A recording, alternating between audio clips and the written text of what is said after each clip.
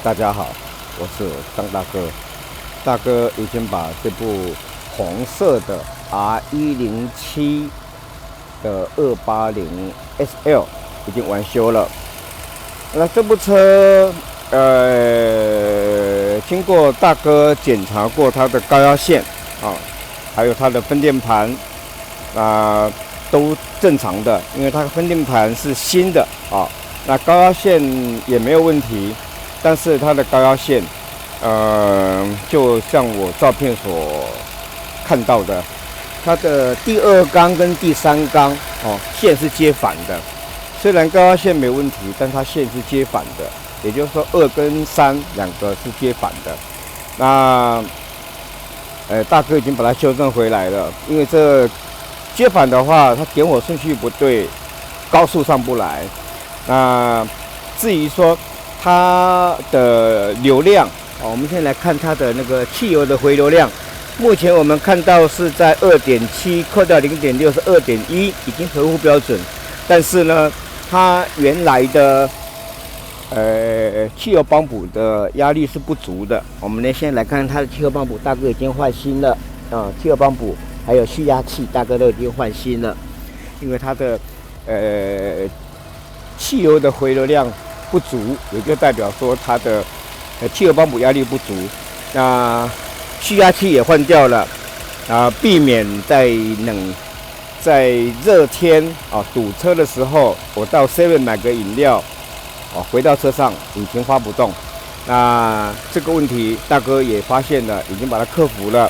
那现在我们来看到它的汽油回流量 2.7 减 0.6 是 2.1， 已经达到标准。那是因为大哥已经把后面的汽油帮补换掉了。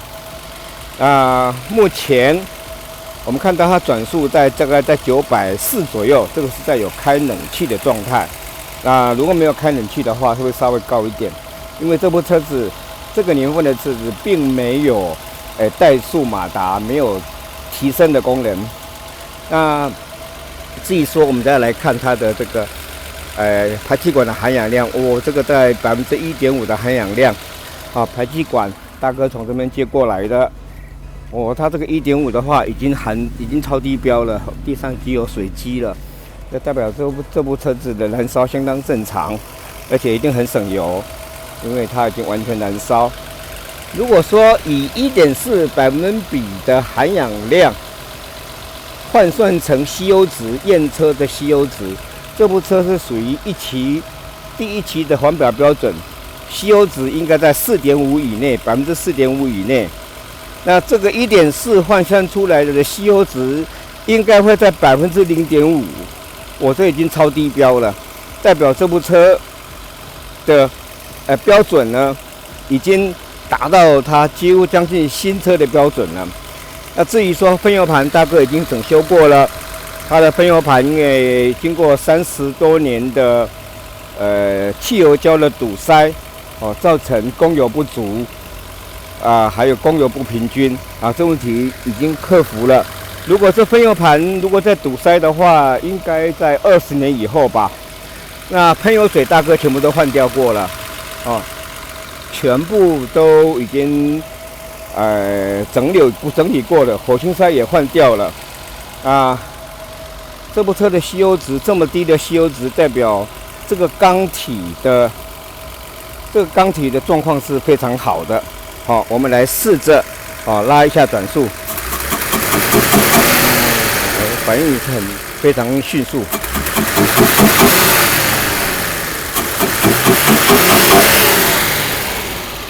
我们到车内来看一下它的状况。大哥目前是有开冷气的状态，它温度大概在70-80度，因为今天的天气大概在室温在23度吧。我们来看一下它的这个反应。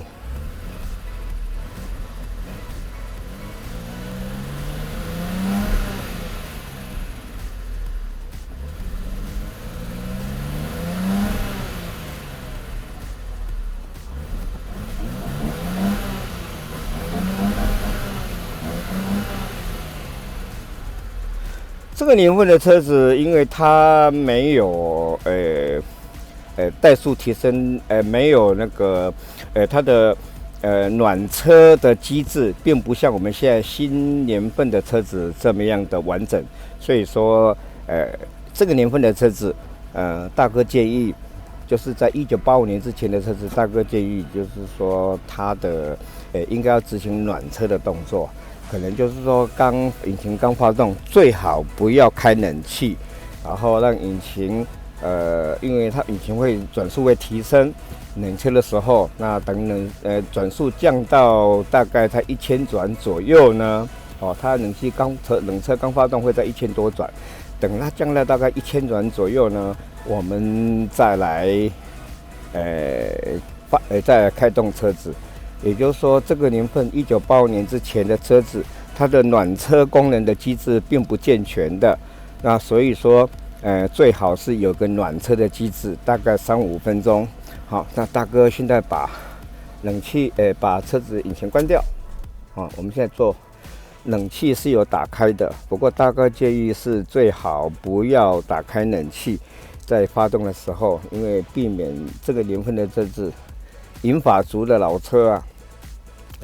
毕竟身体不像年轻人这么样的强壮，不过没关系，我们现在冷气还是开着冷气。我们现在来做冷车的发动，我这1点就着了，因为它没有转速表，所以我们现在看不到它转速的改变。冷气的话，大概会降个100转左右哈。以这个年份车子，因为它没有怠速提升的功能。好，现在大哥踩刹车，入瓦档，变速箱的静态表现还不错，转速有稍微掉一点，感觉上还稳定的。好，入瓦档，好，入 P 档，入 N 档，哈。入低档，还是稳定的。好，入瓦档，好，入 P 档，好，我把冷气关掉，好，冷气关掉，引擎关掉，重新启动。我1点就着了，所以说老车经过30多年，油路都需要整理的。我们再到车子外面来。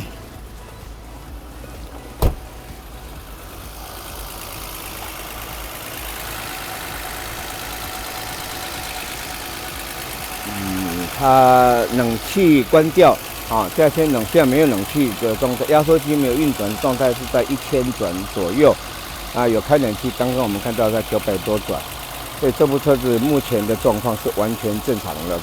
那我提醒各位老车的车主，因为我们长时间的气缸体的运转都会积碳积碳。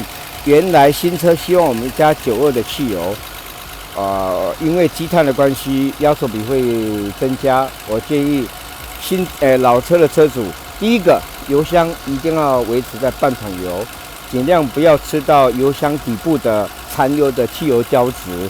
然后第二个，一定要加95的辛烷值的汽油，避免产生压缩比过高产生爆震。今天大哥这部车子就很成功的、很高兴的，而且很愉快的把它要准备交出去了。希望这个车主能够再好好的，跟着他快乐的出门，平安的回家。